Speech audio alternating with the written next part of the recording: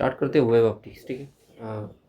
देखो पहले सबसे पहले इस पर क्या आता है कि लाइट का दो नेचर होता है, तो उसमें से अब हम लोग वेव नेचर को पढ़ेंगे।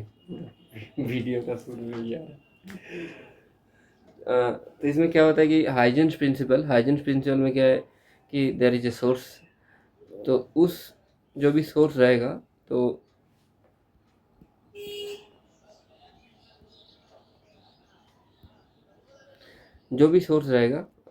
उससे वेव जनरेट होगा। तो जो भी सारे वेव जनरेट होगा, ये वाला मतलब सारे यहाँ से जो जनरेट हुआ, ये सब जो भी पॉइंट सेम फेज में होगा उसको हम लोग कनेक्ट करेंगे, तो वो वाला उस जो भी लोकस जो भी मेरे को मिलेगा, उस लोकस का हर एक पॉइंट को हम लोग सेकेंडरी वेव फ्रंट कह सकते हैं। The locus of all those point which are in same phase in respect to the primary source can be called as secondary wave front। तो ये सारे सेकेंडरी वेव फ्रंट हो गया, फिर ये सारे भी दूसरा सेकेंडरी वेव फ्रंट हो गया, तो ऐसे बहुत सारे सेकेंडरी वेव फ्रंट होगा, ठीक है।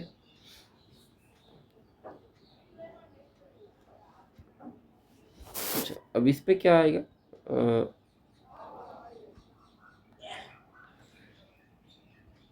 पहला वेव फ्रंट कहाँ आ रहा है, इधर आ रहा है, दूसरा यहाँ पे। तो हम लोग लिख सकते हैं कि पहले वाला का जो फेज है, मतलब कौन पहले हैपनिंग हो रहा है, ये वाला, तो इसका जो फेज है वो इससे क्या होगा, बड़ा होगा। तो 5 1 शुड बी मोर देन 5 2, ठीक। अब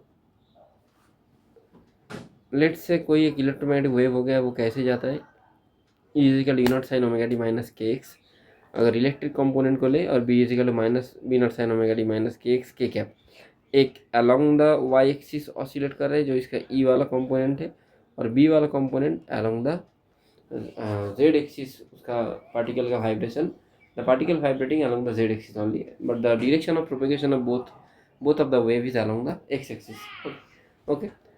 The next is intensity। So as the light is electromagnetic wave, you can say that E and that can be divided into two components, E and B. Now moving on to intensity. What is intensity? Intensity is power by area, as you know from the wave motion chapter of 11.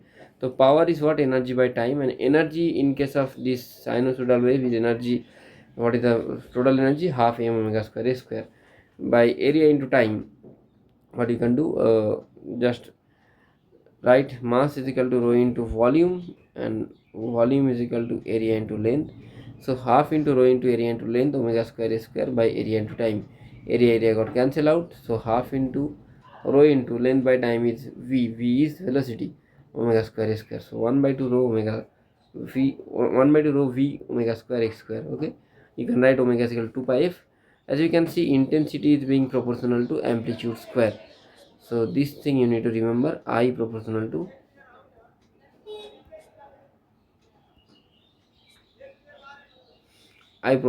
a square, okay। From here I is proportional to a square.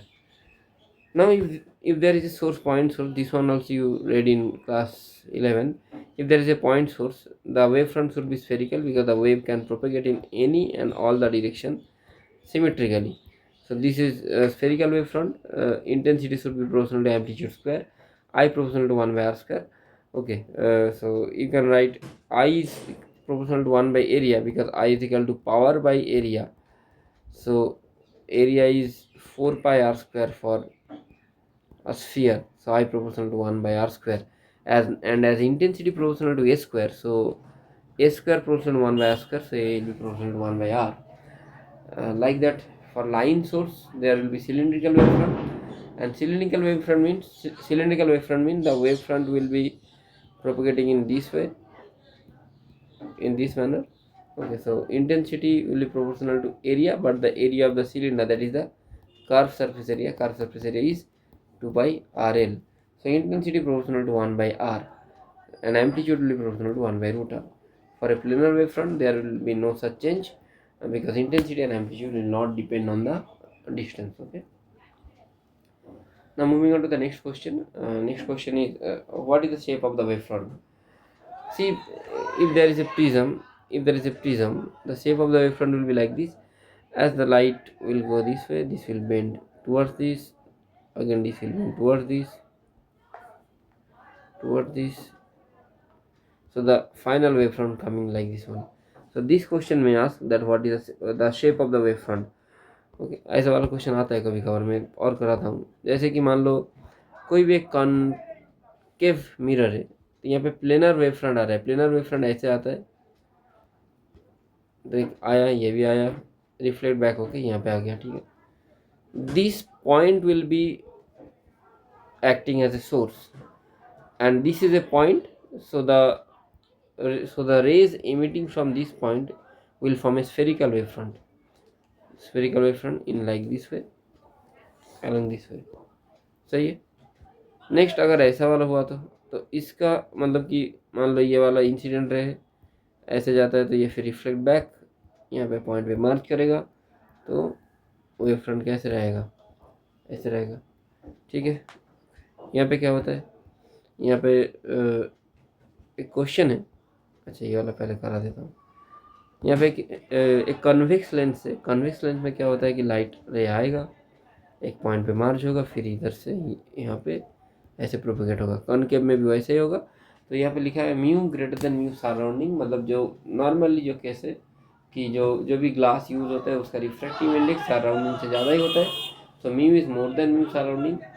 अगर mu का value mu surrounding से कम हो गया, तब ये वाला एक convex lens concave जैसे बिहेव करेगा, और ये ऐसा बिहेव करेगा, उल्टा बिहेव करता है। उल्टा बिहेव करने से इसका फोकस इधर होगा और इसका फोकस यहाँ पे होगा, बाकी सेम ही रहेगा। एक क्वेश्चन आया हुआ था, अच्छा हाँ, अरे ये भी बता दें, अगर कोई मान लो एक सोर्स है, यहाँ पे कोई स्क्रीन रखा हुआ है, इसमें दो छोटा छोटा स्लिट है, दो छोटा छोटा स्लिट होगा, तो ये वाला पॉइंट सोर्स की तरह काम करेगा। यहाँ पे जो वेव फ्रंट होगा वो स्फेरिकल वेव फ्रंट होगा। अगर सोर्स ऐसा हुआ, यहाँ पे स्क्रीन है, तो ये सारे सिलिंड्रिकल वेव फ्रंट की तरह काम करेगा, ठीक है, ओके।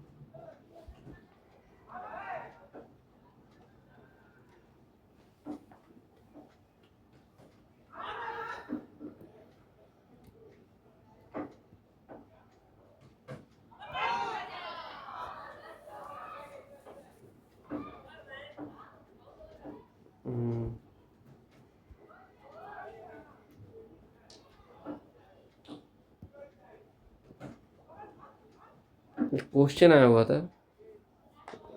ये वाला क्वेश्चन 2020 में। There is a parallel beam of light strikes piece of transparent glass having cross section as shown in the figure, correct shape of the emergent wave front. तो ये वाला कैसे होगा, लेट्स से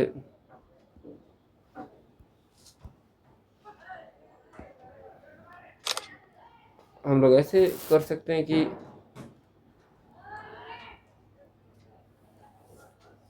लाइट ऐसे जा रहा था,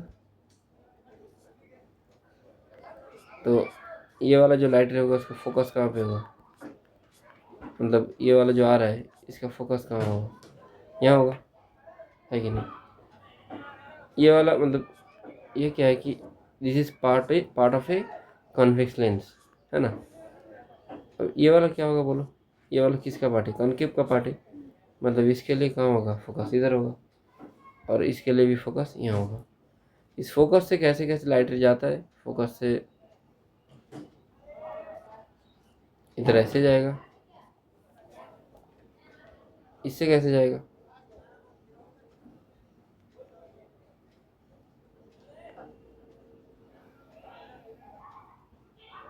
अगर यहाँ पे पॉइंट है ऐसे जाना चाहिए, है कि नहीं। पॉइंट यहाँ पे तो ऐसे जाना चाहिए, और इसके यहाँ पॉइंट है तो इधर तो ऐसे जाएगा, लेकिन यहाँ ऐसे जाएगा।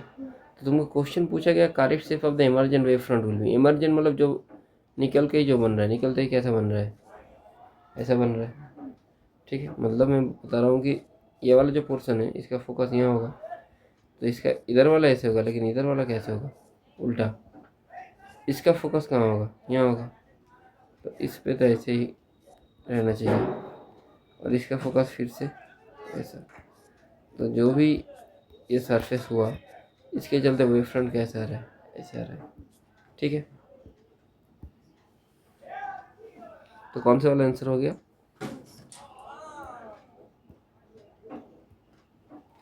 ठीक है। अब चलते हैं ऑप्टिकल पाथ पे। ऑप्टिकल पाथ क्या होता है कि there is A let's say मैं मान लेता हूँ कि कोई एक ऐसा पाथवे है। So there is a path, this one. Let's say refractive index is mu1, so optical path will be distance into the refractive index mu1 into d. Let's say there is a small any small portion of something, like this is an wood or mica, anything, but this need to be transparent, and this is the refractive index mu2. So this total length you can write, the total length you may write mu1 into d minus t. मान लो कि यहाँ पे कोई दूसरा कोई substance है, तो जो पहले जो पूरा सब्सटेंस था वहाँ से तो टी चला गया, टी गया तो यहाँ पे कितना बचा, डी माइनस टी बचा। तो डी माइनस टी बचा तो उसके चलते कितना पाथ लेंथ होगा, mu1 into D minus T, और इसके चलते कितना होगा, mu2 इंटू टी, है कि नहीं। तो टोटल पाथ लेंथ कितना आएगा, मान लो कि ये वाला टोटल ऐड करो तो वही आ गया मेरा पाथ लेंथ। अगर यहाँ पे mu1 का वैल्यू 1 हो गया और mu2 का वैल्यू mu हो गया, तो ये कितना होगा, D minus T plus mu T. सही है, होगा D minus T plus geometrical path length, this is the geometrical path. सही है।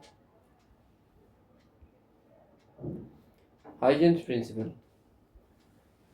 हाइजेंस प्रिंसिपल में अच्छा ये तो हम लोग पढ़े ही हैं अभी। अच्छा एक चीज़ मैं बताना भूल गया कि इन दोनों के बीच में फेज डिफरेंस कितना था, φ2 माइनस φ1 है, φ1 माइनस φ2, डेल्टा फाई मैं लिख सकता हूँ। दोनों के बीच का फेज डिफरेंस डेल्टा फाई। अगर डेल्टा फाई हो गया तो फिर यहाँ से हम लोग क्या कर सकते हैं कि इसका पाथ डिफरेंस निकाल सकते हैं। देखो लैम्डा और 2 पाई दोनों इक्वली डिस्टेंस होते हैं ना। लैम्डा जो मतलब कि लैम्डा का हम लोग पाथ डिफरेंस कहते हैं, दोनों का सिग्निफिकेंस सेम ही है। ये वाला लैम्डा पाथ डिफरेंस, 2 पाई होगा तो वो एंगल होगा फेज डिफरेंस, और टी होगा तो वो टाइम होगा। तो जो भी एक टाइम पीरियड होता है मतलब वहाँ पे डिस्टेंस कितना ट्रैवल हुआ लैम्डा, और एंगल कितना ट्रैवल हुआ 2 पाई। तो अगर मेरे को इतने डिस्टेंस के लिए एंगल पूछा गया तो मेरे को पता है कि लैम्डा में क्या होता है 2 पाई, तो एक्स में क्या होगा 2 pi by lambda into x. तो अगर 2 पाई बाई लैम्डा मल्टीप्लाई करे डिस्टेंस के साथ तो मेरा फेज आ जाता है, और अगर फेज के साथ लैम्डा बाई 2 पाई मल्टीप्लाई करे तो क्या आ जाता है, पाथ आ जाता है। ठीक है।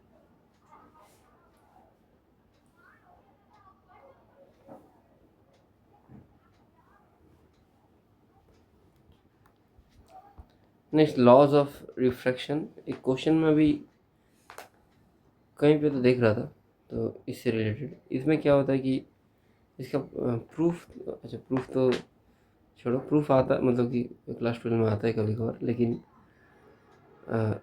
ये एंगल से क्वेश्चन पूछा गया था, मैं बता रहा हूँ। लेट्स से एक प्लेन प्रोग्रेसिव वेव है, ऐसे मतलब कि प्लेनर वेव फॉर्म है, ऐसे आ रहा है। तो प्लेनर वेव फ्रंट का अगर ऐसे प्लेनर वेव फ्रंट आ रहा है तो यहाँ पे वेव फ्रंट का एक पार्ट का कहीं मतलब कि कोई भी एक पार्ट का वो इंसिडेंस हो जा रहा है, यहाँ पे दूसरा पार्ट का इंसिडेंस हो रहा है। ठीक है। तो दो जगह में दो पार्ट का इंसिडेंस हो रहा है। ये वाला जो पार्ट हो गया तो लेट्स से दिस इज आई, अगर ये वाला आई है तो फिर ये वाला आर होगा, ये ऐसे जाएगा। तो इससे हम लोग लॉज ऑफ रिफ्रैक्शन को वैलिड करेंगे। ठीक है। देखो this is I, this is 90 minus I, यहाँ से एक परपेंडिकुलर ड्रॉप करते हैं, यहाँ पे ये परपेंडिकुलर होगा तो ये भी परपेंडिकुलर होगा। तो अगर ये आई है तो ये 90 माइनस आई है, ये वाला रिफ्लेक्टेड वेव नहीं है। हम लोग यहाँ से एक परपेंडिकुलर प्रोजेक्शन ड्रॉप करें कि इसको कितना ज़्यादा डिस्टेंस ट्रैवल करना पड़ता है वो देखने के लिए यहाँ पे वही कर रहे हैं। ठीक है। यहाँ से एक परपेंडिकुलर डिस्टेंस ड्रॉप कर रहे हैं कि ये वाला डिस्टेंस कितना ज़्यादा है वो देखने के लिए। ठीक है। ये वाला कितना हो गया, मैं मान लेता हूँ d1। तो अगर t टाइम पे ये d1 जा रहा है तब तो ये वाला वेव तो बैठा हुआ नहीं था, ये भी जाएगा, कितना जाएगा d2 डिस्टेंस जा रहा है लेट्स से। दोनों का टाइम मतलब ये जब जितना टाइम में यहाँ से यहाँ जा रहा है उसी टाइम में ये वाला वेव फ्रंट इधर आ रहा है, ठीक है। अब ये वाला आई हो गया, ये वाला let's say R, this one is R, this is 90 minus R 90, this is R. अब देखो साइन आई क्या आएगा यहाँ से, d1/x, साइन आर क्या आएगा d2/x, दोनों का डिवाइड करो तो sine I by sine R d1/d2। अब d1 क्या है, d1 मतलब t टाइम में मान लो यहाँ का वेलोसिटी v1 हो गया तो d1 को मैं लिख सकता हूँ v1t और d2 को मैं लिख सकता हूँ v2t। क्यों? क्योंकि टाइम तो सेम ही है, वेलोसिटी अलग अलग हो गया, ठीक है। अगर v1/v2 लिख सकता हूँ उसको, v1/v2 मतलब क्या होता है, μ2/μ1 होता है। तो d1/d2 equal to μ2/μ1, sir v1/v2 equal to μ2/μ1, यहाँ से आ गया μ1 sine I equal to μ2 sine R. Question क्या पूछा जाता है, ये सब एंगल दे देगा, कौन सा आई कौन सा आर तुमको वो मतलब कि लिखना है, ठीक है। तो दिस इज आई, ये वाला आई हो गया, ये वाला भी आई होगा, और ये वाला आर, ये वाला आर, और नीचे वाला ये वाला आर, ठीक है। अब चलते हैं लॉज ऑफ रिफ्लेक्शन पे। इसमें क्या होता है, सेमी प्लेनर वेव फ्रंट यहाँ पे आता है।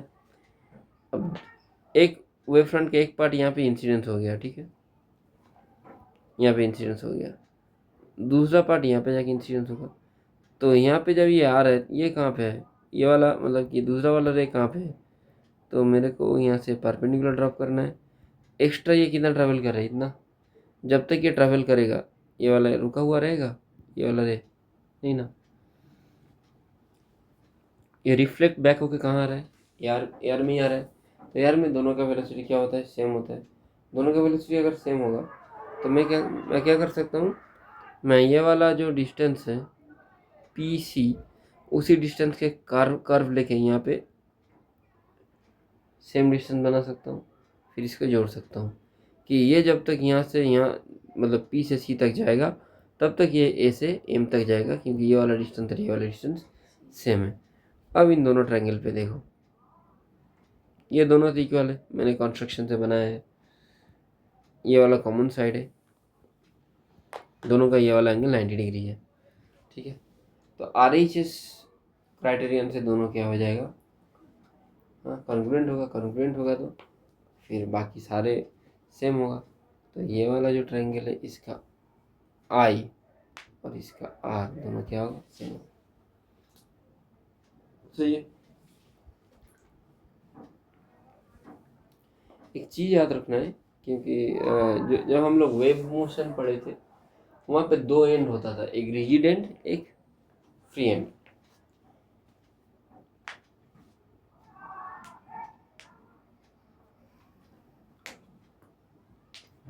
रिजिड एंड में क्या होता है, लाइट रे जाता है ऐसे एग्जैक्टली उल्टा आता है, मतलब there is a path difference of λ/2 और phase difference of pi occur. लेकिन फ्री एंड होगा तो जैसे जा रहा है वैसे ही आएगा, बस उल्टा हो जाएगा, ठीक है। मतलब वेव फॉर्म का चेंजेस नहीं होता है, ठीक है। नेक्स्ट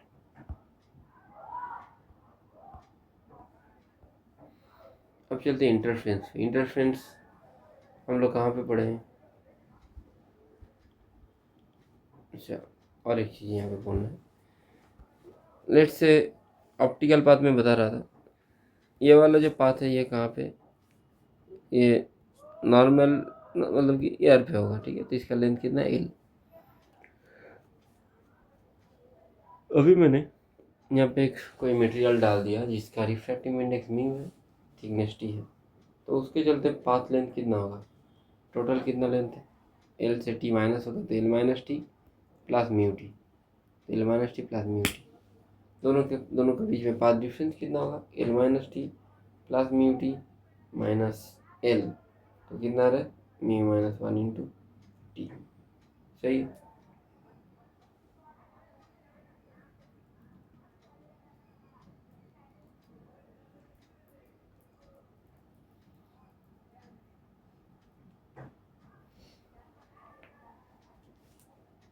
आ गया होगा समझ में। तो मी माइनस वन इंटू टी अगर पाथ डिफरेंस आ रहा है तो उसका फेज डिफरेंस कितना होगा, उसके साथ मेरे को 2π/λ मल्टीप्लाई करना होगा। ठीक है,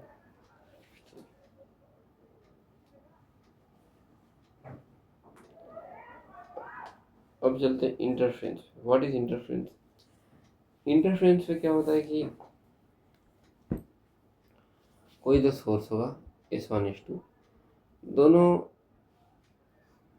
S1 कुछ एक डिस्टेंस जा रहा है, S2 भी कुछ एक डिस्टेंस जा रहा है, दोनों के बीच में पाथ डिफरेंस मान लो x2, मतलब कौन ज़्यादा पाथ जा रहा है, S2 जा रहा है, S2 को ज़्यादा डिस्टेंस, ज़्यादा पाथ कौन कवर कर रहा है, S2।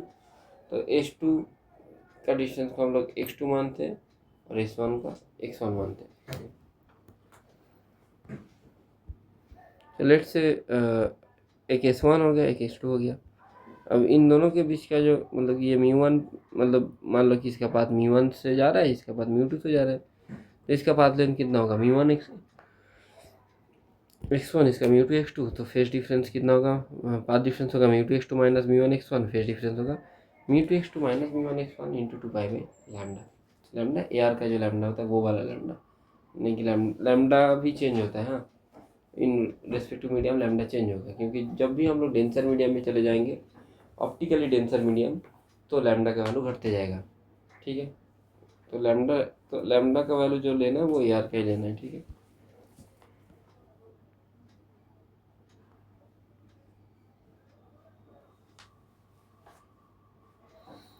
मान लो कि दो सोर्स है। अब नॉर्मल इंटरफेरेंस का फार्मूला पे जाते हैं। y1 equal to a sin omega D minus K X, दूसरा है a1 sin omega D minus K X, दूसरा है a2 sin omega D minus K X plus del five. तो रिजल्टेंट कितना होगा, दोनों को ऐड कर दो, a sin omega D minus K X plus delta, ये वाला रिजल्टेंट होगा। ठीक, तो डेल्टा क्या है, मान लो कि मैं मान लेता हूँ कि रिजल्टेंट ये वाला आ रहा है, तो इन दोनों को अगर ऐड करोगे तो वेक्टर के जैसे लिखो, a1 ये वाला, a2 ये वाला, दोनों के बीच में एंगल कितना है, डेल्टा फाइव। देखो एंगल कितना है, डेल्टा फाइव है ना, डेल्टा फाइव दोनों का फेज डिफरेंस आ गया। ये वाला a1 है, ये वाला a2 है, दोनों के बीच में एंगल डेल्टा फाइव होगा। तो रिजल्टेंट कितना होगा, a1 square is equal to a1 square plus a2 square plus 2a1 a2 cos delta five होगा, है कि नहीं। ये वाला नॉर्मल वेक्टर जैसे हम लोग निकालते हैं। ठीक है, अब रिजल्टेंट के साथ कोई भी एक वेक्टर का एंगल क्या होगा, tan डेल्टा इक्वल टू क्या होता है, b sin फाइव आई। फॉर्मूला होता है ना वेक्टर में, tan theta equal to b sin phi आई a plus B cos phi, जहाँ पे a और b के बीच में एंगल कितना होता है, फाइव होता है, और ये वाला रिजल्टेंट होता है ना। हाँ, तो यहाँ पे भी ये अगर डेल्टा हो गया तो tan delta equal to a2 sin del phi by a1 plus a2 cos del phi. ठीक है, अच्छा एम्पलीट्यूड का स्क्वायर करो तो वो इंटेंसिटी होता है ना, तो ए स्क्वायर के जगह में हम लोग लिख सकते हैं आई, a1 स्क्वायर के जगह में i1, तो I equal to i1 plus i2 plus 2√i1 i2 cos delta five. ठीक है, अगर ये कॉन्स्ट्रक्टिव हुआ, कॉन्स्ट्रक्टिव होने से ए इक्वल टू होगा square plus a1 square plus a2 square 2a1 a2 cos del five. A max कितना होगा, ए मैक्स इसका वैल्यू 1 होगा, तो ए मैक्स होगा तो a1 square plus a2 square is plus 2a1 a2। ठीक है, तो एम एक्स का वैल्यू कितना आ रहा है, एम एक्स का स्क्वायर का वैल्यू आ रहा है a1 प्लस a2 का स्क्वायर। एम एक्स का स्क्वायर को ही हम लोग आई मैक्स कहते हैं, a1 को हम लोग √i1 और a2 को √i2 कह सकते हैं, क्योंकि I proportional to A square होता है। तो ए स्क्वायर अगर आई के साथ प्रोपोर्शनल हो गया तो ए का वैल्यू किसके साथ प्रोपोर्शनल होगा, आई के साथ होगा, तो √i के साथ होगा।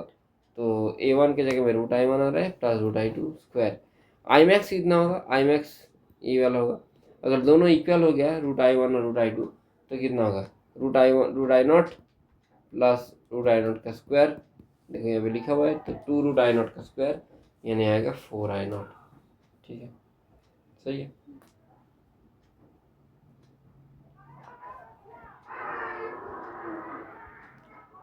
अगर ये मैक्सिमम आता है, मतलब कि मैक्सिमम वैल्यू कब आएगा, अगर यहाँ पे डेल फाइव का वैल्यू 1 हो गया, डेल फाइव कब 1 होगा, del phi equal to 2n pi, मतलब जब भी फेज का डिफरेंस 2n पाई होगा तब भी 1 होगा। 2n पाई मतलब मेरे को पता है 2 पाई मतलब लैम्डा होता है, तो n लैम्डा पाथ डिफरेंस या फिर फेज डिफरेंस कहेंगे तो 2n पाई होना चाहिए। ठीक है, अब n के जगह में 0 पुट करो तो सेंट्रल मैक्सिमा, 1 पुट करो तो फर्स्ट मैक्सिमा, 2 पुट करो तो सेकंड मैक्सिमा, ऐसे ऑर्डर और मैक्सिमा चेंजेस होते रहता है। ठीक है, ओके। डिस्ट्रक्टिव हो गया तो क्या होगा, 2a1 a2 cos del phi, इसका वैल्यू माइनस में आएगा, -1 तो a1 square plus a2 square -1 to a1 a2, ठीक है।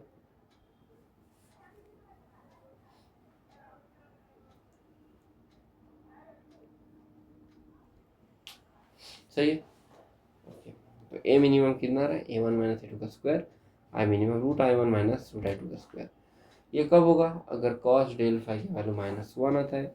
-1 मतलब 2n प्लस मतलब पाई 3 पाई 5 पाई, यहाँ पे दोनों वेव दोनों को अपोज कर रहा है। मतलब एक वेव यहाँ पे जैसे कंस्ट्रक्टिव में एक वेव ऐसे जा रहा था, दूसरा भी ऐसे जा रहा है, दोनों एक साथ, मतलब ऐसे। तो दोनों जोड़ मिलके क्या बना रहा था, ये बन रहा था। डिस्ट्रक्टिव में दोनों मिलके क्या बनाए, या फिर ज़ीरो भी बना सकता है। क्यों ज़ीरो बना सकता है, क्योंकि अगर i1 i2 दोनों सेम हो गया तब ज़ीरो भी हो सकता है, ठीक है। आई मीन का वैल्यू हो गया। अच्छा, अब डेल फाई का 2n प्लस 1 पाई, पाई मतलब λ/2, तो 2n प्लस 1 λ/2, इनका वैल्यू 0 0 यानी फर्स्ट मिनिमा, पाई यानी सेकेंड, और 5 पे यानी थर्ड मिनिमा। सही है, कोई प्रॉब्लम है। अच्छा, ये फेनोमेनन होता कैसे, let's say this one is S1, this one is S2। S1 से ऐसे ऐसे लाइट रे जा रहा है, S2 से भी जा रहा है। तो ये तो कहाँ फॉर्म कर रहा है, देखो यहाँ पे इंटरसेक्ट हो रहा है ना। तो ये अगर फेज में रहेगा तो मैक्सिमम होगा, अगर आउट ऑफ फेज यानी डिस्ट्रक्टिव होगा तो मिनिमम होगा, ठीक है। एक आसान सा क्वेश्चन है, यहाँ पे S1 S2 दो सोर्स है, इन दोनों के बीच का जो डिस्टेंस है बोला गया मेरे को 4 lambda. You need to find out maximum number of minima. तो ये वाला अगर 4 लैम्डा हो गया तो यहाँ पे दोनों ही सेम डिस्टेंस ट्रैवल कर रहे हैं, तो यहाँ पे पाथ डिफरेंस क्या होगा, 0 होगा, फेज डिफरेंस भी 0 होगा। यहाँ पे ये जितना ट्रैवल कर रहा है उससे ज़्यादा कौन ट्रैवल कर रहा है, ये वाला ट्रैवल कर रहा है। कितना ज़्यादा ट्रैवल कर रहा है, 4 लैम्डा। यहाँ पे भी 0, यहाँ पे भी 4 लैम्डा, ठीक है। तो अगर इसको देखें तो 0 4 लैम्डा 0 4 लैम्डा, बीच में क्या रहा है, लैम्डा 2 लैम्डा 3 लैम्डा। क्यों लैम्डा 2 लैम्डा 3 लैम्डा, 0 पे तो मैक्सिमम आएगा ही, लैम्डा पे भी 4 लैम्डा पे भी मैक्सिमम आएगा, लेकिन जो बीच वाला पोर्शन है तो वहाँ पे भी तो मतलब कि 0 के बाद सीधा ना 4 लैम्डा नहीं ना आता है, 0 के बाद लैम्डा आएगा, 2 लैम्डा 3 लैम्डा ये आएगा, ठीक है।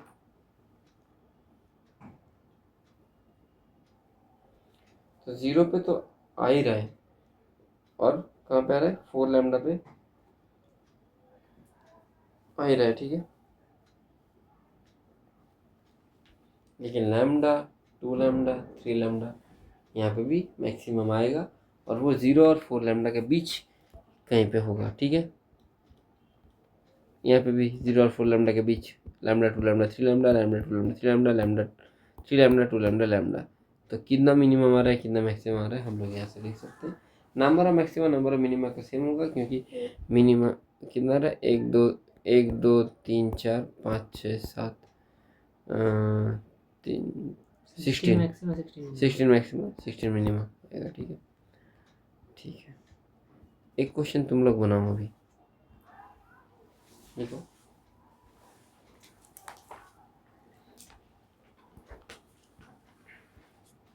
Distance between two sources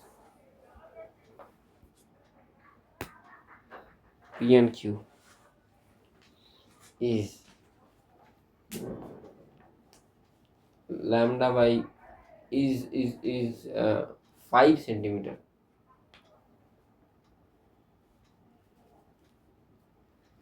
The wavelength used is having wavelength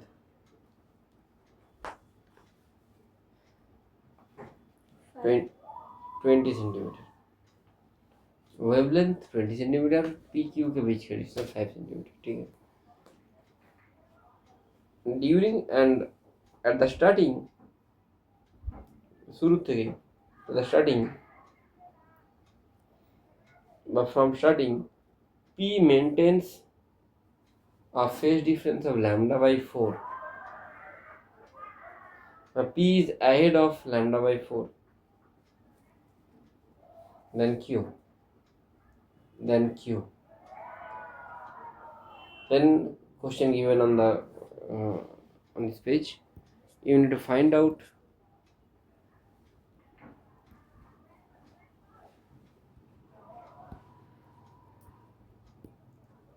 there are 3 points. You need to find out intensity in all these 3 points. अच्छा P और Q का इंटेंसिटी I नॉट है.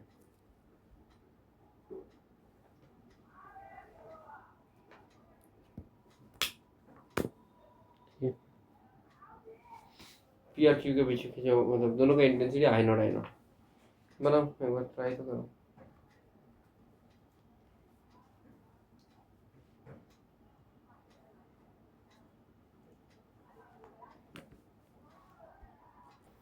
देखो अगर मैं 2 वाला पॉइंट पे निकालूं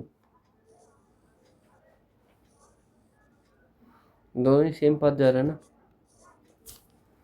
तो पाथ डिफरेंस 0 होना चाहिए था, है कि नहीं? जैसे इस पे हो रहा था 0 नहीं होगा क्योंकि ऑलरेडी P कितना अहेड है पूछा बोला गया है लैम्डा बाई 4. ये तो बोला गया है क्वेश्चन में P is ahead by lambda by 4, है ना?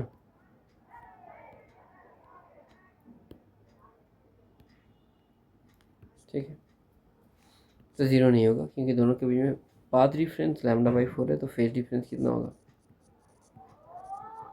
पाई by 2. Phase difference pi by 2 होगा तो इंटेंसिटी क्या होगा I is equal to I1 I0 two I1 I2 cos 90. तो 2 वाला पॉइंट पे इंटेंसिटी आता है 2I0. ठीक है, अब चलते हैं 1 वाला पॉइंट पे. 1 वाला पॉइंट पे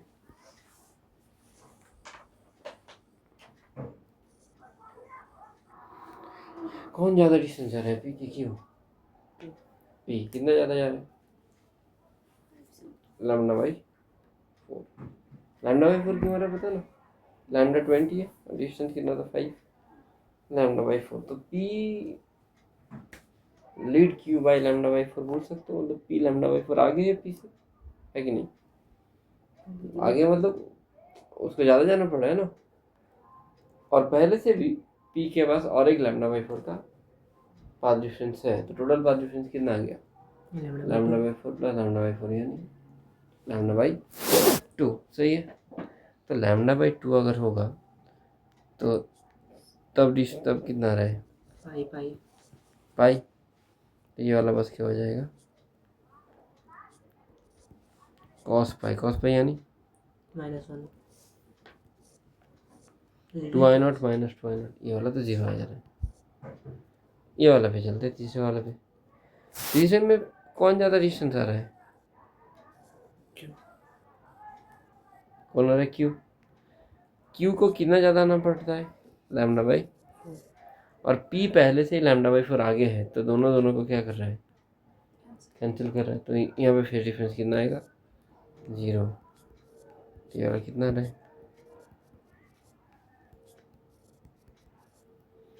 सो 0:2:4.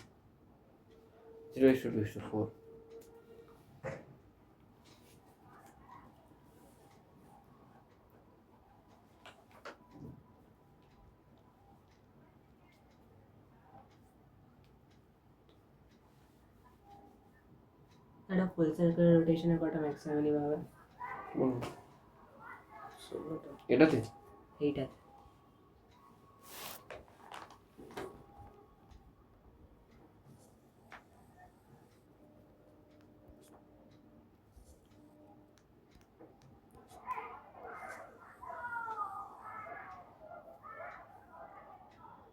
यहाँ पे पाथ डिफरेंस कितना रहे pi sorry pi by path difference यहाँ पे कितना रहे लैम्डा बाई 4. यहाँ पे कितना है लैम्डा, है ना? यहाँ पे भी कितना आएगा, यहाँ पे कितना है 0, तो कितना मैक्सिमम बनेगा 0 पे बनेगा। लैम्डा मैक्सिमम कहाँ कहाँ बन रहा था, एन लैम्डा ना ना, यहाँ पे पाथ डिफरेंस कितना हो रहा था लैम्डा बाई लैम्डा बाई 2। 2 का। तो मैक्सिमम मिनिमम इधर आ रहा है, मैक्सिमम एक ही मिनिमम बन रहा है ना। यहाँ पे लैम्डा बाई 2 आ रहा था ना, इधर लैम्डा बाई 2, इधर लैम्डा बाई 4 लैम्डा बाई 4, एक ही मैक्सिमम बनेगा एक ही मिनिमम बनेगा। ठीक है, तो सर्कल पे ऐसे पूछा नहीं जाता है, पॉइंट दिया रहेगा पॉइंट पे पूछा जाएगा।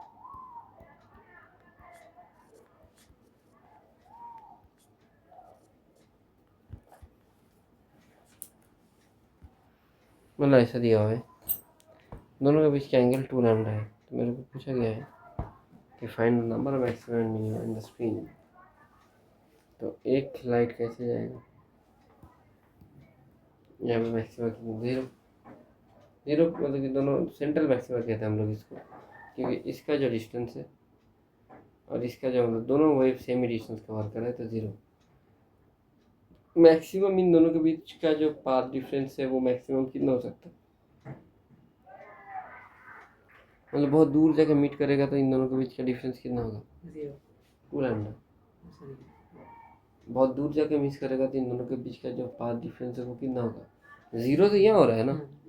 बहुत दूर जाके दूर जाके मीट करेगा तो दोनों के बीच का जो पाथ डिफरेंस है वो कितना होगा 2 लैम्डा होगा। उल्टे तरफ भी कितना होना चाहिए 2 लैम्डा होना चाहिए।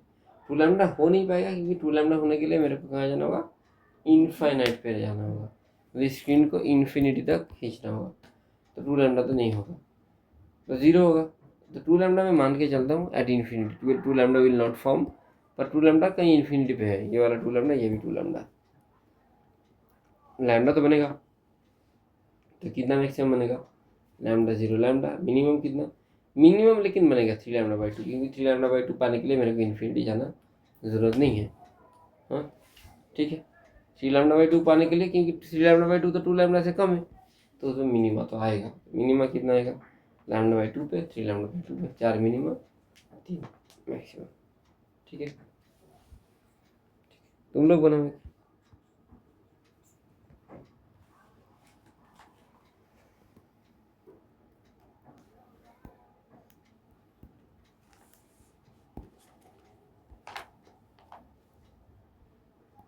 There is 2 source,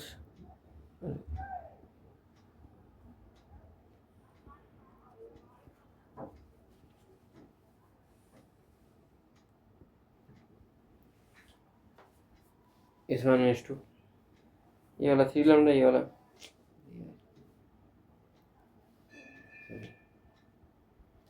ये वाला 3 लैम्डा, ये वाला 4 लैम्डा। लाइट रे यहाँ से पास नहीं कर सकता, इसके अंदर से पास नहीं कर सकता। सामने यहाँ पे एक ये दिया हुआ है, क्या दिया हुआ है, वो स्क्रीन दिया हुआ है, you need to find out number maximum number minimum. Draw करो, निकालो जल्दी। देखो इसमें क्या होता है कि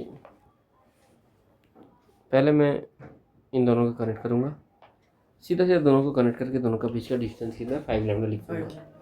अब उसका बीच से कोई लाइन ड्रॉ करूँगा जो स्क्रीन के साथ, तो स्क्रीन इसका मिड पॉइंट से स्क्रीन पे एक लाइन ड्रॉ करूँगा, ठीक है, परपेंडिकुलर ड्रॉ करूँगा, ठीक है, ये वाला परपेंडिकुलर हो गया, ये वाला हो गया मेरा सेंट्रल मैक्सिमम।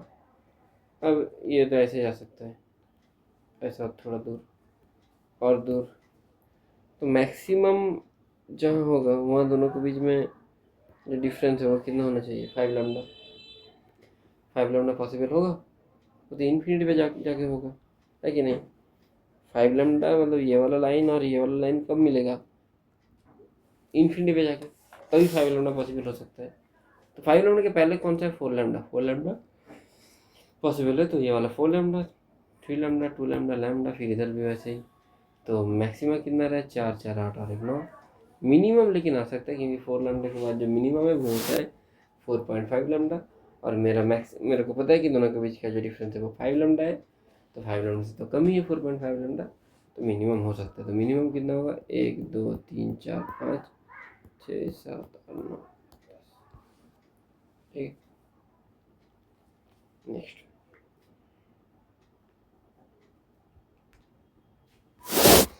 यहाँ पे क्या दिया हुआ है कि एक अभी हम लोग धीरे धीरे YDC पे जा रहे हैं। देर इज अभी YDC हम लोग नहीं पढ़े हैं, ठीक है, बस उसका जो पहले जो भी करना था वो देख रहे हैं। There is two sources is 1:2। ये दोनों सोर्स एक ही सोर्स से है, दोनों के बीच में डिस्टेंस कितना है 2 lambda. You need to find out the value of D if there is fourth maxima at the midpoint, fourth maximum at the midpoint। तो दोनों जगह का रिफ्रैक्टिव इंडेक्स अलग अलग है। नीचे का रिफ्रैक्टिव इंडेक्स कितना है, म्यू इक्वल टू 2, ऊपर का 1। तो फिर ये वाला जो रे होगा इसका जो डिस्टेंस होगा वो कितना होगा, बोलो इसका डिस्टेंस। इसको मैं D मान लेता हूँ, तो D² प्लस λ² होगा। ये वाला D है, ये वाला लैम्डा है, D² प्लस λ² होगा, है कि नहीं। तो ये वाला डिस्टेंस हो गया D² प्लस λ², ये वाला हो गया, ये फिर ये वाला हो गया। पर ये जो डिस्टेंस है ये किससे जा रहा है, म्यू इक्वल टू 2 से जा रहा है। तो जो भी डिस्टेंस आएगा, मैं समझाता हूँ, इसका पाथ लेंथ कितना होगा,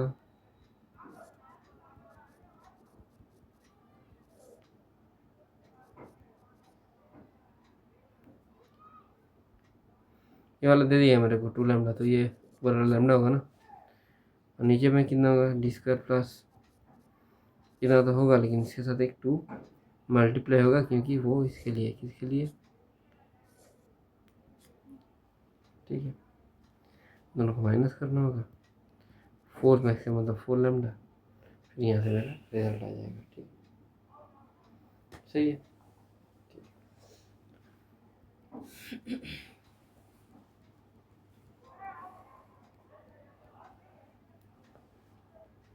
सही है ना।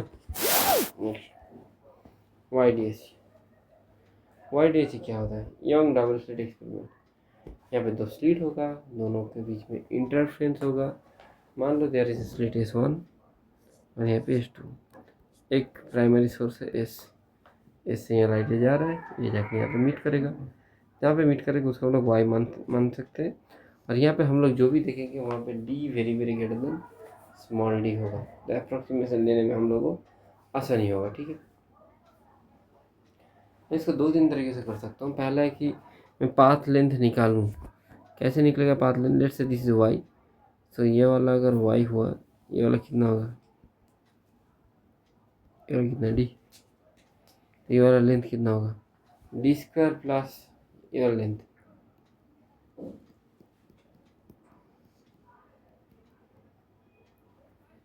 होगा D² plus Y plus D/2 का होल स्क्वायर होना चाहिए, है कि नहीं, होगा। मतलब मैं बता रहा हूँ कि ये वाला जो डिस्टेंस होगा ये तो Y है, ये वाला D/2 है, तो इसका डिस्टेंस कितना होगा,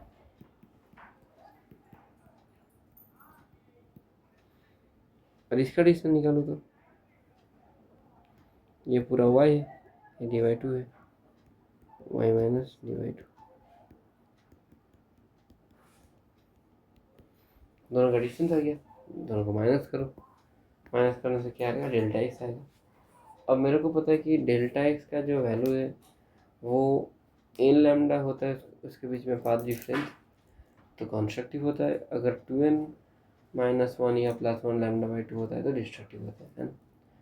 तो डेल्टा x इक्वल टू मैं मान लेता कि दोनों को माइनस करता हूँ, माइनस करने से क्या आएगा, तो d यहाँ से कॉमन जाएगा, 1 + y + d/2 d का स्क्वायर। तो अल्टीमेटली यहाँ पे मेरे को बाइनोमियल लगाना होगा, बाइनोमियल करने के बाद जो आएगा मेरा वैल्यू वो आएगा dy/d, ठीक है। तो delta x y d/d, y small dy capital D, ये आ गया मेरा path difference, y small dy capital D, ठीक है। इसको हम लोग सीधा सीधा ऐसे भी कर सकते हैं, यहाँ से रे जा रहा है, ये भी जा रहा है, ठीक है। तो क्या करना है मेरे को, यहाँ से एक परपेंडिकुलर सा ड्रॉप कर देना है। ये ये दोनों मतलब कि इतना पास पास है कि दोनों के मतलब ये अगर थीटा हो गया तो मैं इसको भी थीटा मान सकता हूँ।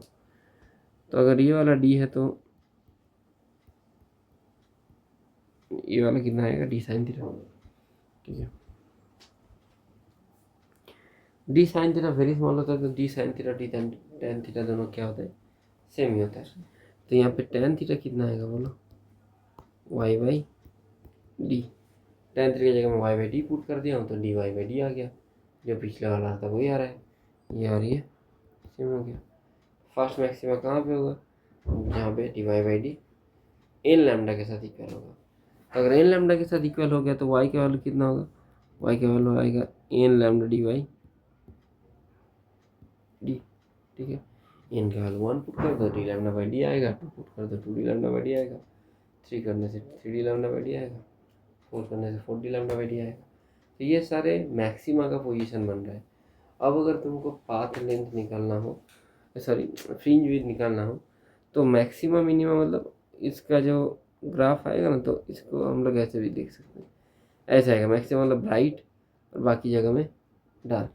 यहाँ मैं रेड लाइट यूज़ कर रहा हूँ इसलिए रेड आ रहा है, दूसरा लाइट यूज़ करता तो दूसरा आता। यहाँ पे हमेशा मोनोक्रोमेटिक वेव फॉर्म ही लिया जाता है। तो इन दोनों के बीच का जो डिस्टेंस है देखो, दोनों मैक्सिमा के बीच में, वो फ्रिंज विड्थ कहते हैं। ठीक है, ओके। और या तो फिर तो मिनिमम का जो डिस्टेंस है उसको हम लोग फ्रिंज विड्थ कहते हैं। फ्रिंज विड्थ कितना होता है, दोनों यहाँ पे दोनों को माइनस कर दो, माइनस करने से जो भी वैल्यू आएगा वही आ गया फ्रिंज विड्थ। ठीक है, तो वाइट लाइट यूज़ कर लो। If you use white light तो क्या होगा, वाइट लाइट में सेंट्रल वाला तो ब्राइट होगा, ठीक है, लेकिन मतलब वाई डी ए सी नहीं बनेगा। क्यों, वाई डी ए सी के लिए एसेंशियल कंडीशन है, क्या क्या एसेंशियल कंडीशन है, पहला है कि the source should be same. ये चाहे दोनों इक्वल फ्रीक्वेंसी का भी हो लेकिन सोर्स अलग होगा तो वाई डी ए सी नहीं होगा। Source should be same so that frequency will be same. ठीक है, अगर सोर्स सेम हुआ तो फ्रीक्वेंसी भी सेम होगा। अगर फ्रीक्वेंसी सेम हो गया तो फिर मेरे को वो भी देखना है कि कोहेरेंट है कि नहीं और मोनोक्रोमेटिक है कि नहीं। ठीक है, एक क्वेश्चन पूछा गया था, सही है।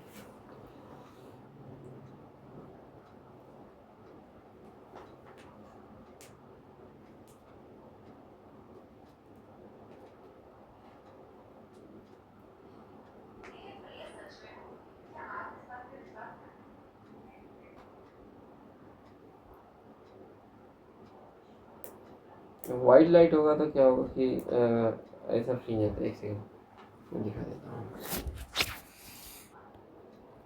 वाइट लाइट होता है तो क्या होता है कि बीच में एक एकदम डार्क बैंड जैसा बन रहा है, बीच में वाइट बैंड जैसा बन रहा है पूरा वाइट, और फिर रेड मतलब कि रेड से बाकी कलर होगा।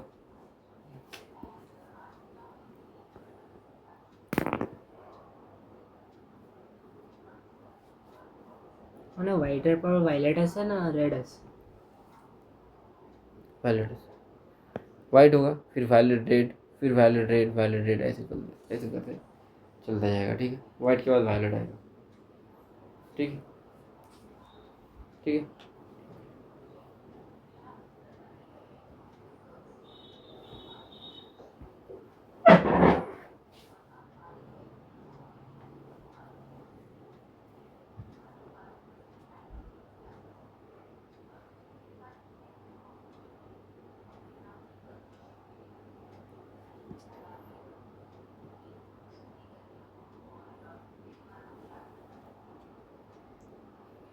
Shape of interference changes in YDS. अच्छा, एक दो क्वेश्चन बने थे पहले, शेप पे चलते हैं। शेप पहले मैं बोल देता हूँ, ठीक है। तो let's say there is X Y plane, ये वाला एक्स, ये वाला वाई और सामने वाला जेड मेरे हिसाब से। तो मेरे को पता है कि अगर मैं पी पॉइंट कुछ ले लूँ तो P S one minus P S two हमेशा क्या होगा, कांस्टेंट होगा। वो उसी का हम लोग क्या कहते हैं, पाथ डिफरेंस। और हाइपरबोला में क्या होता है, एक पॉइंट पी लेते हैं तो P F one minus P F two क्या होता है, कांस्टेंट होता है। तो दोनों सेम इक्वेशन को इंडिकेट कर रहे हैं, तो दोनों हाइपरबोलिक इक्वेशन होगा। इसका मतलब ये तो नॉर्मली डेफिनेशन से मैं बता रहा हूँ। अगर मैं एक काम करूँ कि दोनों को कोऑर्डिनेट सिस्टम में बताऊँ, तो देखो ये वाला जो पॉइंट है इसको हम लोग 0 0 मानते हैं, तो फिर यहाँ से मैं इधर जा रहा हूँ, कितना जा रहा हूँ, डी डिस्टेंस जा रहा हूँ, तो ये वाला जो पॉइंट होगा उसको मैं मान सकता हूँ 0 minus D by to D, इसको 0 डी बाई टू डी, और ये वाला को एक्स वाई 0। ठीक है, इन दोनों के बीच का डिस्टेंस कितना होगा, X minus 0 square plus Y minus D by two square plus 0 minus D square. ऊपर वाले में भी वही होगा। अगर दोनों को इक्वेट करो तो वो अगर एन लैम्डा के साथ इक्वल हो गया, तो एन लैम्डा क्यों, एन लैम्डा भी हो सकता है या 2n माइनस 1 लैम्डा बाई 2 भी हो सकता है। मैं ब्राइट ले रहा हूँ इसीलिए एन लैम्डा हो रहा है। तो मेरा स्ट्रक्चर कैसे बनेगा, हाइपरबोलिक स्ट्रक्चर बनेगा। ठीक है, ओके। अगर वेव फ्रंट ऐसे रहता, यहाँ पे S1 S2 है, मतलब ये एक्सिस पे, और ये वाला जो मिरर है, ये मिरर नहीं, ये वाला जो शीट है, ये वाला शीट वो उस इसका जो एक्सिस होगा वो वाला एक्सिस के साथ क्या होगा, परपेंडिकुलर होगा, है कि नहीं।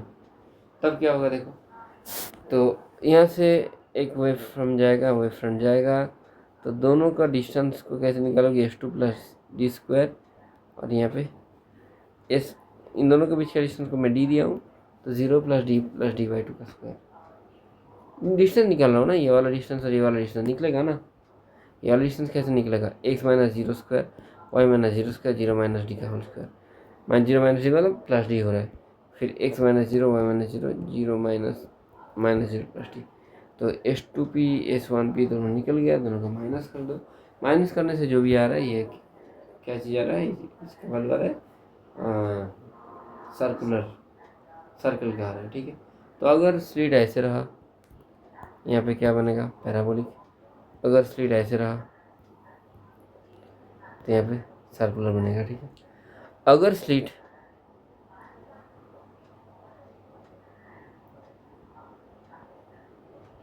ऐसे रहा तो क्या होगा,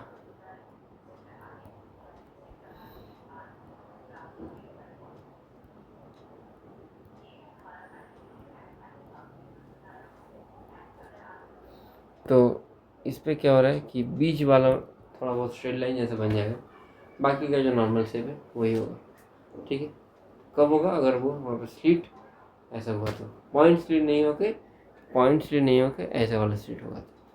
ठीक है, अच्छा, यहाँ पे जैसे path difference D sine theta आ रहा था ना, यहाँ पे पाथ डिफरेंस क्या आएगा, डी कॉस थीटा आएगा।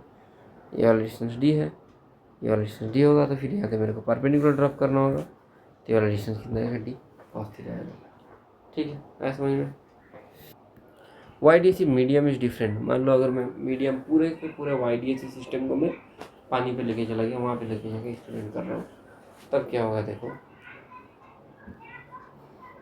पानी पे लेके जाऊँगा तो इसका वेलोसिटी घट जाएगा लाइट का, तो म्यू बढ़ेगा। ठीक है, तो म्यू बढ़ेगा, तो मेरे को पता है कि तब क्या होगा, सारे सब कुछ ही सेम होगा। जो फ्रिंज विड्थ है वो पहले लैम्डा डिवाइड डी आ रहा था। ठीक है, वो क्या आएगा, lambda dash D by D, lambda dash equal lambda by mu, यानी लैम्डा डी बाई ऐसा आएगा। ठीक है, हाँ, ओके। फिर आता है लास्ट टॉपिक आज का, इंसर्शन ऑफ स्लिट। यहाँ पे अगर हम लोग कोई स्लिट को रख दे तो क्या होता है, यहाँ पे तो ये वाला पी पॉइंट है, यहाँ से लाइट रह जाएगा, तो पता है कि इसका पाथ लेंथ कितना होगा, मेरे को पता है क्या था, अगर ये एक्स लेता हूँ तो x plus mu minus 1 into T है ना, अभी पढ़ा है। एक्स मतलब एक्स के जगह में क्या आएगा, S1P, तो एक का पाथ लेंथ आ रहा है S1P plus mu minus 1 into T. Mu को मैं म्यू बाई म्यू नॉट लिख रहा हूँ, क्यों लिख रहा हूँ, क्योंकि मैं इस मीडियम का इसको 1 नहीं लेके म्यू नॉट लिया हूँ। ठीक है, और इसके लिए कितना लेंथ होगा, S1P सिर्फ और सिर्फ होगा म्यू नॉट। अगर 1 हो गया, ये वाला म्यू हो गया, तो कितना आ रहा है, तो मेरे को पता है कि S2P माइनस S1P, इसका जो पाथ डिफरेंस है वो मेरे को पता है कितना होता है, S2P माइनस S1P, अभी मैंने बताया लैम्डा डी बाई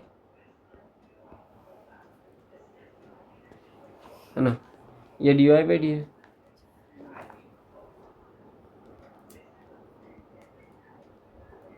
तो S two P minus S one P क्या आएगा,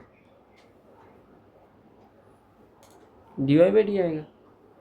तो वही डी वाई बाई डी आ रहा है इंटू उसका refractive index mu not minus mu by mu not minus one into T. तो मान लो कि अगर मेरे को बोला गया कहीं पे ये मैक्सिमा, तो पहले अगर ये नहीं होता तो बीच में ही होता ना, यहीं पे होता।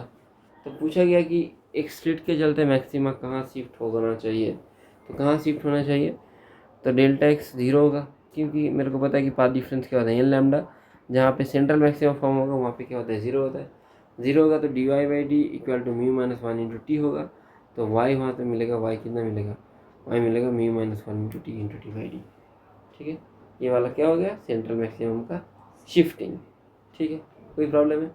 अच्छा, अगर ऐसे हुआ तो मान लो कि यहाँ पे सोर्स, जैसे प्राइमरी सोर्स तो बीच में था, यहाँ पे प्राइमरी सोर्स को मैं नीचे कर दिया हूँ, तब क्या होगा, तब इसके चलते मेरे को पता है कि कितना पाथ डिफरेंस होता है, डी साइन थीटा, यानी डी वाई बाई डी, इसी का होता था, है कि नहीं। और अगर ये वाला y है, ये वाला थीटा है, तब मेरा ये कितना रहा, डी वाई बाई डी। तो यहाँ पे जो मेन सोर्स है वो नीचे आ गया, ये वाला डी है, तो कितना वो पाथ डिफरेंस क्रिएट करेगा, मेरे को ये वाला एंगल चाहिए, जैसे ये वाला चाहिए तो थीटा, वैसे ये वाला चाहिए, let's say this is alpha. ठीक, लिख सकता हूँ ना इसका अल्फा। ये अगर अल्फा होगा तो ये वाला भी क्या होगा, अल्फा ही होगा। नहीं समझ आ रहा है,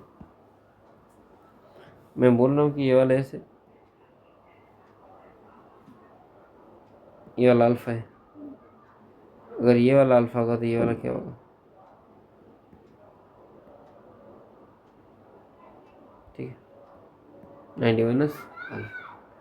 मतलब मैं बता रहा हूँ कि ये वाला अल्फा है, ये वाला अगर अल्फा होगा तो ये वाला, सॉरी ये वाला कितना हो रहा है, ये वाला हो रहा है तुम्हारा अल्फा ही हो रहा है, ये वाला हो रहा है 90 माइनस अल्फा। एक सेकेंड इसको थोड़ा ड्रॉ करना होगा। ओके,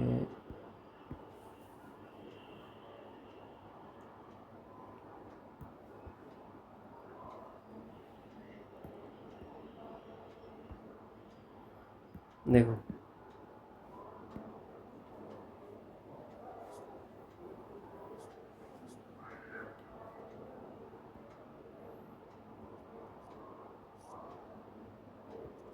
ये वाई हो गया, ठीक है, ये वाला कितना हो गया, डी हो गया।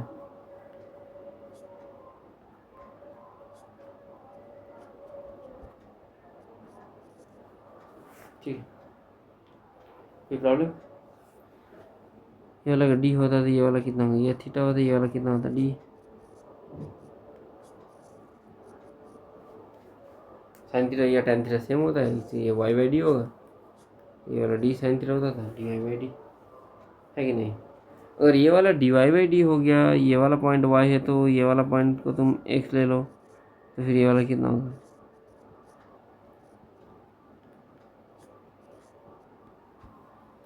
ठीक है, समझ आ रहा है कि नहीं। ये वाला को मैं डी वन लिख रहा हूँ, ये डिस्टेंस को।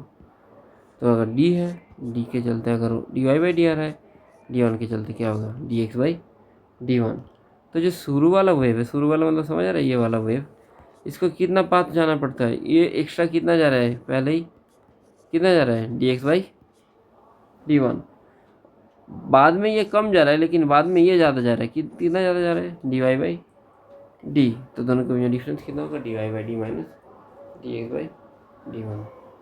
सही है, हाँ।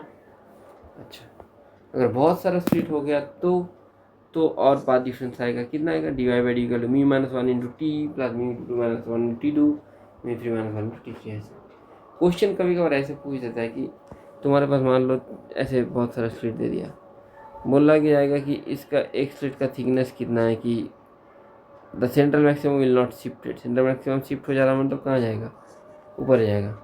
ठीक है, तब क्या होगा, तब इन दोनों का जो पाथ डिफरेंस है दोनों सेंट्रल मैक्सिमम पे क्या होना चाहिए, इक्वल होना चाहिए, है कि नहीं। दोनों का ही पाथ डिफरेंस का सेंट्रल मैक्सिमम पे इक्वल होना चाहिए, है कि नहीं। तो मैं इसका देख रहा हूँ, इन्फिनिटी से आ रहा है रे, इन्फिनिटी से तो आ रहा है, मान लो एक्स डिस्टेंस से आ रहा है, पर इसके चलते कुछ आएगा ना, कितना आएगा, mu minus one into T आएगा। तो मैं इसका पाथ और इसका पाथ को दोनों को इक्वेट कर दूंगा, ठीक है। तो पहला मैं दूसरा वाला कर रहा हूँ, एक्स म्यू कितना, टू म्यू, तो mu minus one into T, two T, ठीक है, three mu minus one into T, क्यों ये वाला आ रहा है, फिर ये वाला four mu minus one into T, आ रहा है समझ में। प्लस जो डिस्टेंस होगा वो डिस्टेंस एस टू, ये मेरा टोटल डिस्टेंस हो गया, ये वाला रहेगा टोटल डिस्टेंस, मतलब ये वाला टोटल डिस्टेंस प्लस ये वाला टोटल डिस्टेंस को मैं क्या लिख रहा हूँ, X plus S two O, X plus S two O, S two मतलब ये वाला, इसको मैं एस टू लिख रहा हूँ।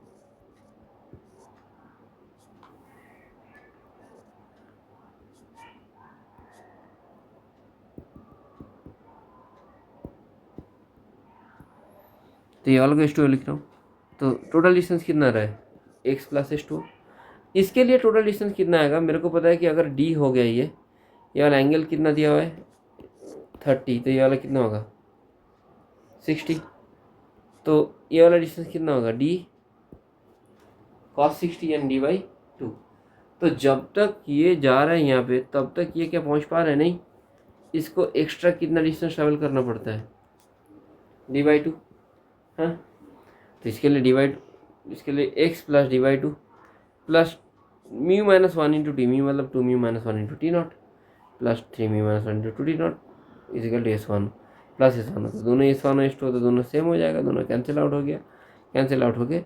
यहाँ से मेरे को किसके वाला एक्स एक्स भी कैंसिल आउट हो गया, मेरे को यहाँ से किसके वाला निकलेगा, टी के वाला। मेरे को ये वाला टी का वाला चाहिए था फोर म्यू, तो फोर म्यू वाला कहाँ लिखा हूँ, इधर लिखा हूँ four mu minus one into T, तो टी का वाला मेरे को मिल जाएगा, ठीक है।